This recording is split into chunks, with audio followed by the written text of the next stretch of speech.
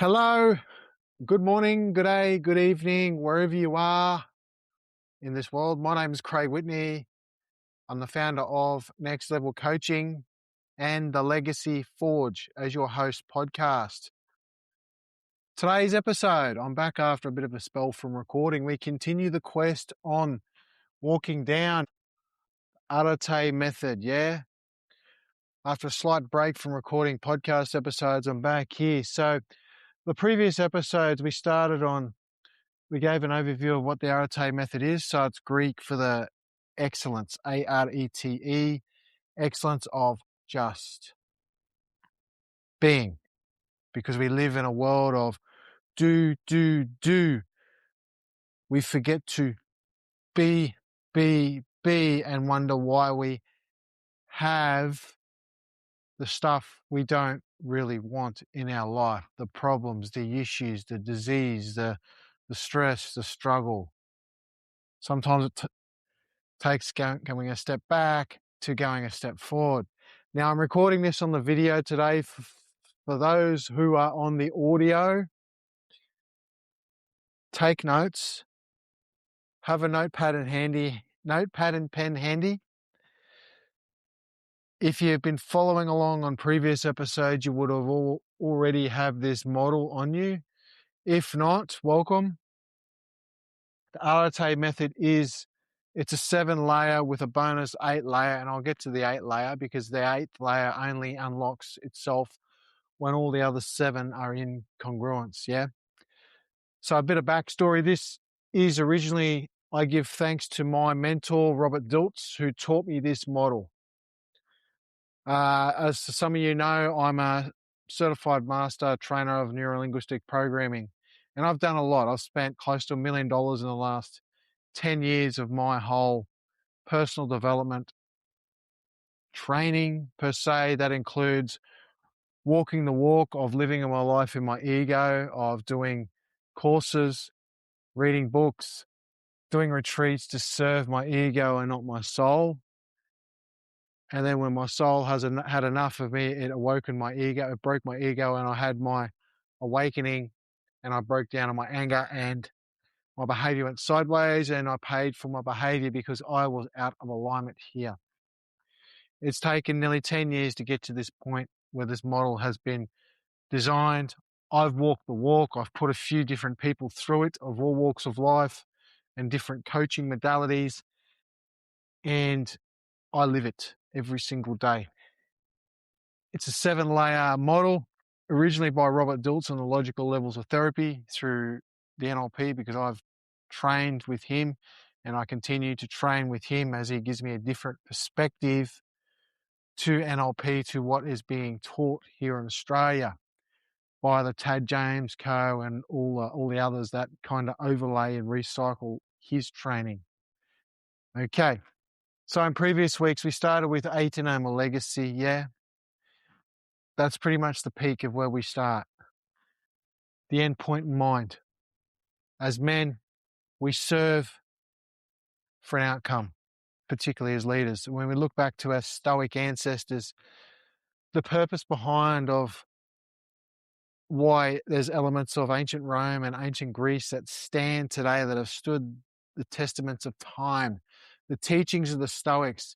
What's the purpose of those teachings, and how have they stood the sands of time through history and still get taught today? Like the teachings of Socrates, Plato, Seneca, and many other leaders, Pythagoras as well, a little rarer known Greek, more of a mathematician, but his teachings are still there with his Pythagoras theorem and his trigonometry and so forth. So how is it possible for these teachings to stand the test of time? And then we've gone into Dominion, which is leadership. Yeah. Who are you when no one's watching? You can peacock all you like in your business. Yeah. Get in your costumes, your suit and tie, and jump up and down and be the clown on acting. But who are you really when the claps are gone, when the staff's gone home? Particularly as my target market, franchisees. Who are you when no one's watching? Yeah. Identity plays in a lot of this as well. What's your influence when you're not around? You know, as a courier, and this ties into a lot of my training as well. So I've told this story many times. I walk into different warehouses every day. I see different customers, different across a broad range of industries, right? There's three things I look for when I walk into a warehouse or a factory. Right, the first thing is the values. I look for the values that are generally painted up on the wall. You know, they're a $10,000 signage, you know, presented in the company's brand colors, and they're blown up, and trust and accountability and integrity. Okay, cool. So you got the signage. So the second thing I look for is I look for the manager. Where are they? Most of the time, they're never there.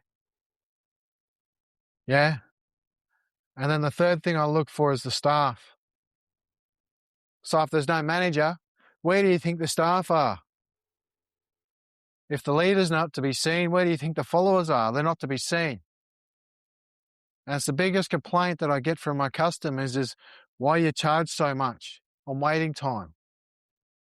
Because after 10 minutes, I'm charging $5 a minute for being on site, right? Minimum. Right? Time doesn't come cheap, particularly now when price of diesel's through the roof, yeah? Time's not cheap, yeah?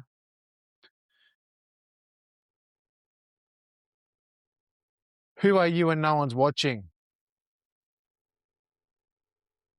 Yeah? Another question is in theirs is, what lie are you living or keep telling yourself? Another one is a real potent coaching question is, what truth are you willing to own? You see, in a lot of these workplaces, these managers are not willing to own the truth of a manager or a leader. They'd rather act it and live the lie that their followers will respect them, and then the identity is just an actor, a performer. I can see right through that, and I have fun calling that behaviour out every day when I'm on the road. It's interesting to watch. And then we come down to today's episode is where we focus on the values and beliefs, or Doxa and Axioma as the Greek terms, yeah? And I'll just read a bit of history here, some notes that I've got researched up from our ancient wisdom, the Stoics, yeah? Let's just elevate this beyond the generic values work of coaching, right? Most treat our core values like Pinterest quotes or some Facebook post. I see it all the time. And I'll speak to the unspoken truth of this. They paint their values all over their social media like it's some sort of fucking war chest, right? Like, look at me, look at me. I'm in integrity. I have to paint it over social media. Well, no, the opposite is always true. What you put out is the opposite to always true. So if you're always painting out that you're living in integrity, well, the mirror reflection of that, or the dire opposite to that, is you're not. Because you tell the world that you are consistently. Oh, keep yourself in integrity. Let's tell the world that I'm in integrity. Well, just live it anyway. I don't give a fuck what other people think. Right? I don't have to tell the world my core values. My core values are my core values. My axioma and dosha. I'll explain those in a minute. Yeah, okay? The Greeks didn't. The ancient Romans didn't, right? They didn't walk around with a little stamp paint on their forehead, right, of core values and beliefs. There's a deeper understanding to this. And out of over 10 years of self-development, NLP, coaching, more than just the library of books I've got behind me on my bookshelf, and there's some powerful knowledge in what I have, yeah? Comes down to two powerful concepts, yeah? Dosha, which is the belief, opinion, what you hold to be true. So that's here, the beliefs. And axioma, that which is worthy, a guiding principle, a self-evident truth. That's what defines a value, yeah? Together, They form, hang on, I just pushed the wrong button on my computer. They form the invisible architecture of your life. You know, those inherent. This is where we get into the inherent beliefs that we carry, yeah? Your beliefs, dosha, or D-O-X-A for the English translation, determine what you think is possible. That's your beliefs, what you believe is to be true or possible. Your values, axioma, A-X-I-O-M-A, determine what you think is worth pursuing. So pursuing and what you believe or what you think is possible, yeah? And most people never consciously choose either. They go to the self-development, they do the core values tests, you know, your 5 top core values, and but it's never really felt in the body. It's never really felt here. This is one of the first things that I look for when I'm defining someone's legacy. Who do you stand for?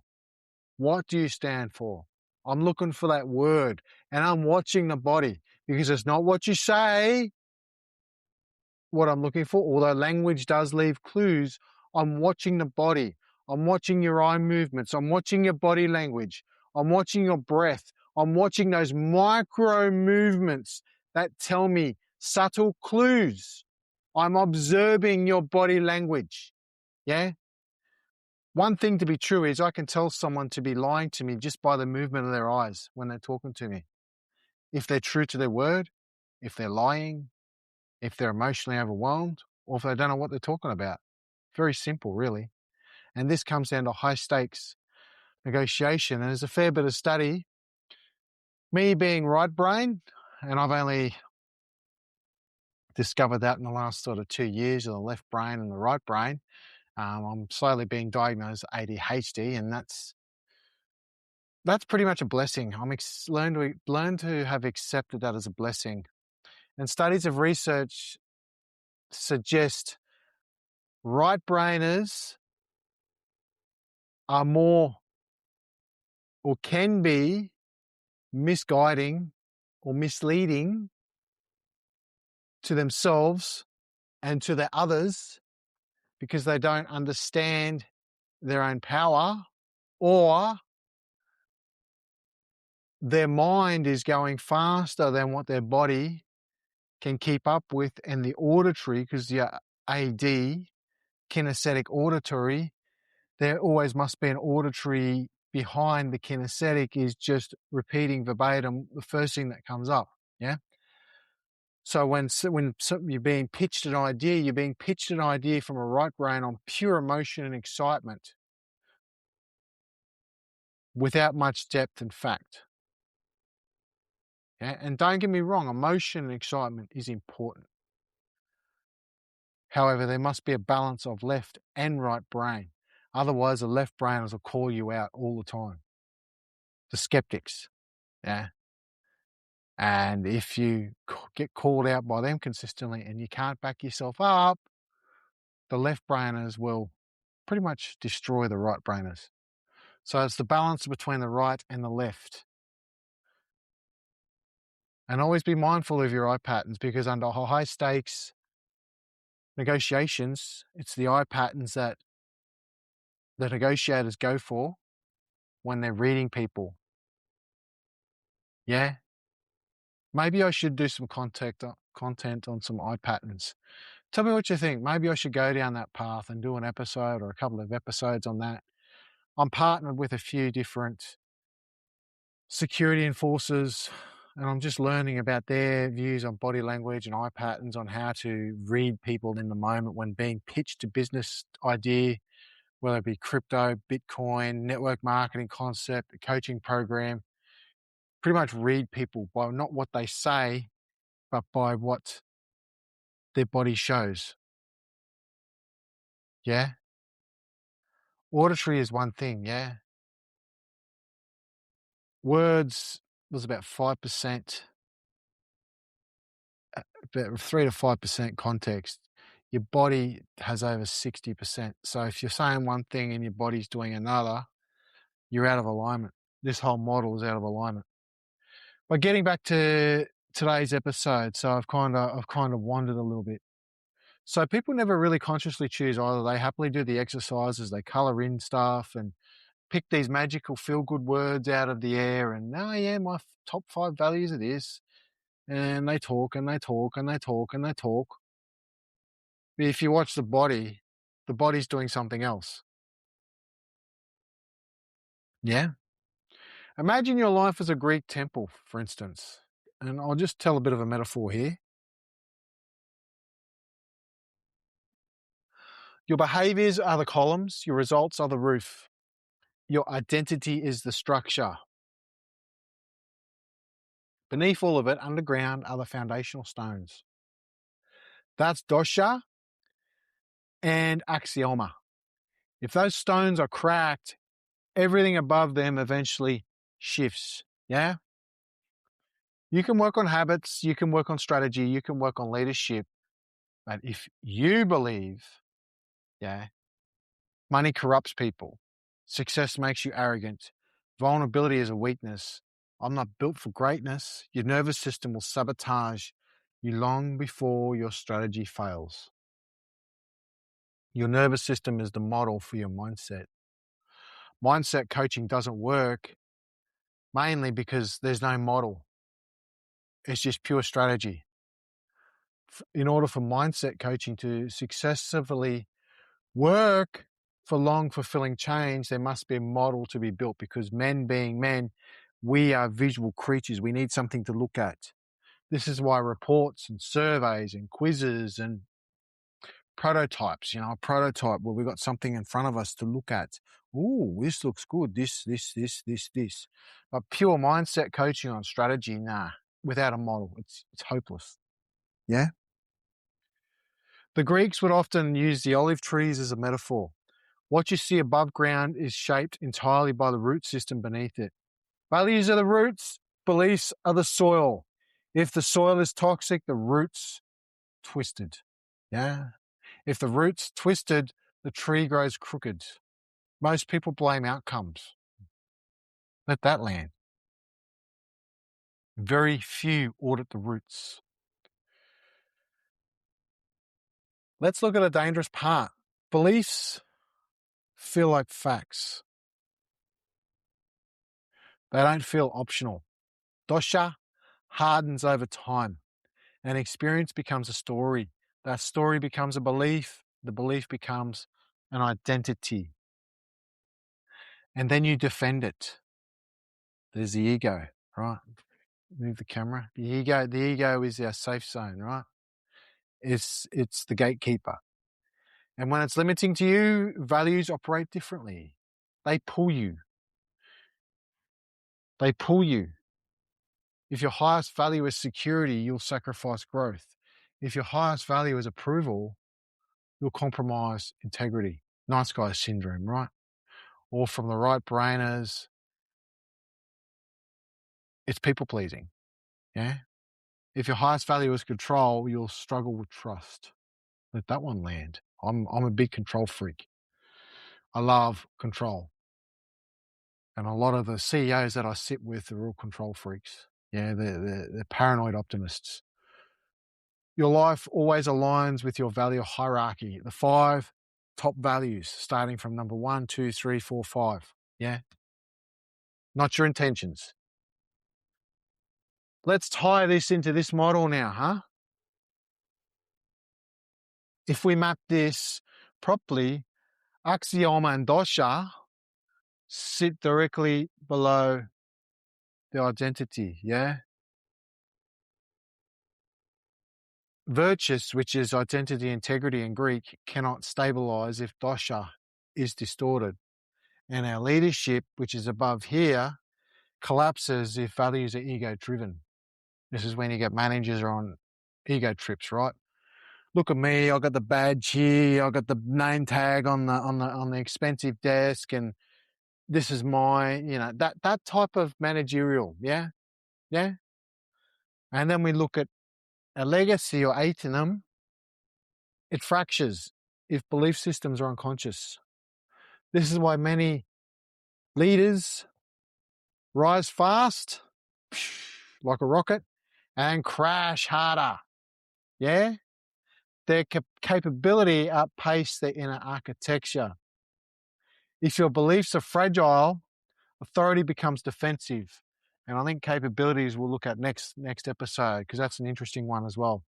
If your beliefs are fragile, authority becomes defensive. If your values are misaligned, influence becomes manipulation. Now, manipulation is a very interesting word. It's neither positive or negative, and I cop a lot of flack off that. It's your intention around that. I love words. I love the meaning behind words. The Greeks, the Latins, the Romans had some interesting concepts behind words. So whenever somebody says to me, has a conversation around manipulation on me, I go back to the potter's mold, yeah? To manipulate is to mold. So I think of the potter's clay on the wheel, you're molding the bowl, the plate, the cup, the potter. Yeah, the potter manipulates a shape. I'm manipulating words, yeah? I'm manipulating words right now as I speak. I'm manipulating sounds to letters, to mnemonics form words, yeah? Arete demands internal congruence, yeah? You cannot ascend with fractured foundations. What beliefs are you operating from what you never consciously chose? Some questions, yeah? What truths about yourself are actually outdated? Conclusions. Interesting. What do you truly value? Not what sounds good, but what your life proves? And if someone analysed your calendar, your bank account, and your stress levels, what would they say you value most? Ooh, that's potent. Ooh, that is a potent question. And my favourite coaching question that I do all the time in this one, it's actually 2 questions, yeah?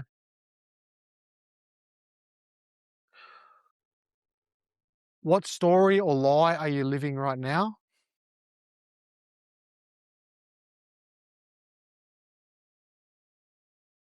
What truth are you willing to own? And then I find out, well, who hurt you? Who hurt you? Because this is where we pick up a lot of our influences in here on our past life, our childhood, those experiences, that journey through life from when we popped out as a little toddler right through. From those 0 to 7 years, mainly the influence, the modelling years. It's a question: who hurt you? Because we're looking up to our peers, right? We're learning. It's the old saying, monkey see, monkey do, right? Yeah, that's good or the bad or the ugly. Virtus is identity, integrity, but identity sits on belief. Dominion is leadership, but leadership sits on the value hierarchy. Aeternum is legacy, but legacy sits on what you truly hold sacred. Yeah. Doxa and Axioma. This is not self-help or Tony Robbins concepts. I'm not a motivational type of guy. These are structural laws. This is what the Greeks and the Stoics lived by. You don't live your goals. You live your beliefs, what you believe to be true. You don't rise to your ambitions, you stabilise at your value ceiling. Or as a couple of veteran Navy SEALs told me, you don't rise to the value of dreams, you rise to the value of your beliefs and your training. Yeah. To conclude today's episode, I want to leave you with this. If your next level required upgrading your belief system, would you recognise the lie fast enough to rewrite it? Could you catch the lie you'd be living? And if your current results perfectly reflect your deepest values, what does it reveal about what you truly worship or your habits? Because until you consciously design Doxa and Axioma, they will design you by default. Yeah. And the Arete ascent will stall long before the summit. Remember, traditional coaching climbs up the mountain. Right, you go to the Tony Robbins, and I've repeated it before, they change the environment before they change anything else. wonder why you get a temporal feeling like getting high on a bit of cocaine for a moment, or getting, that temporal dopamine hit. And then you go back to the reality of life and a big sharp stick comes along called a life situation, then you come crashing down again. And then that model's designed to keep you paying and keep you talking and keep you talking. And then you get addicted to another event, another coach, another speaker, and you just keep going around and around and around and around. You start meeting the same people at different events with different speakers doing the same work. I'm not here to create that. I'm here to break that. By breaking that, I'm here to help you win. I'm not interested on how you feel or your childhood story. I want to help you win. Yeah? Franchisees, I want you to become the number one in your industry, the top dog of your industry. If you're going to be a mowing franchisee, be the best you can be. Be the most dominant in your industry. If you're going to be a coach or an NLP trainer, master trainer, be one with integrity. Yes, I get it. I preach that word proficiently. But be the most dominant in your industry. Yeah? Be the most grounded. That's the thing that pisses me off about NLP and coaching, is it's gone all wishy-washy, and because there's no models now. The models are retiring or reinventing themselves through AI to keep the money train going. It's just lost its footing. And I think the whole Ericksonian NLP structure is reinventing itself yet again. We're going through a cleansing cycle. And unfortunately, a lot of people are going to get hurt in the process, misled. Their trauma is going to be been taken advantage on them. They're going to have cowboys coming out of the woodwork. We're coming into what you call a winter of an economy. So where people are pretty much vulnerable in their circumstances, job security, business economy, it's all being thrown up in the air. Yeah. And we're going through a complete reset. I welcome the reset, but we also need to dredge the shit out too. Yeah. We need to get back to the base of what's right. How our Stoics lived for thousands of years. How their ancestors lived. The average business these days barely lasts 5 years. Yeah. We even have businesses now that are over 100 years old going bankrupt. They don't have what it takes. It's not what they don't have what it takes. It's the people they have employed in their organization that don't have what it takes to go that next level. They're not legacy minded. They're trained in managerial SOPs, and they hold on to that identity of an SOP book rather than an entrepreneuristic ideal, that visionary ideal. I'm a Jack Welch kind of guy. He cops a lot of criticism, but I love his leadership style. Charismatic authoritarian. I love Dan Pena, another one who's very stern, charismatic authoritarian. Yeah, very stern, very successful. And I also love Kevin Harrington, the founder of Shark Tank. UK is also the original, as I was reading the other day, what's his name now? Demtel man, but in the UK. Yeah. Anyways, I have a full-on exercise to define what your values are, and it's not sitting down and colouring in sheets of paper and writing out words or doing something on a Microsoft Excel spreadsheet. This is a physical exercise that gets the body moving, because I'm not interested in what you say.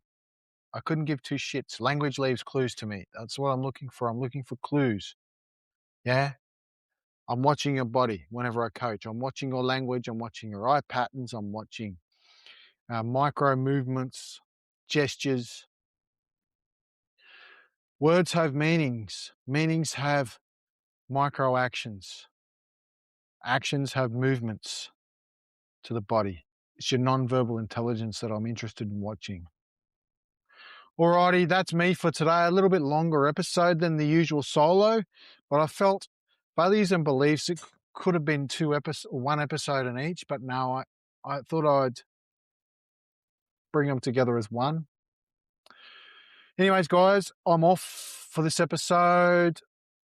Check me out on Spotify, subscribe to Spotify, Apple iTunes, and YouTube, the Legacy Forge podcast for the video.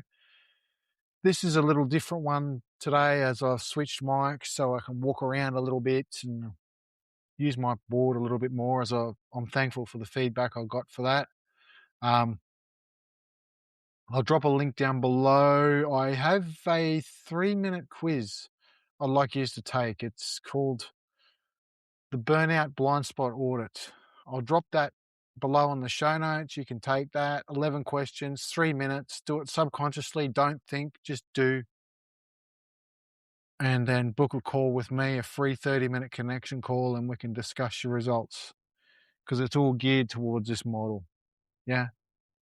Alrighty, guys. Until next time, my name's Craig Whitney. I'm founder of Next Level Coaching and the Legacy Forge podcast. Leave us a review. Bye for now.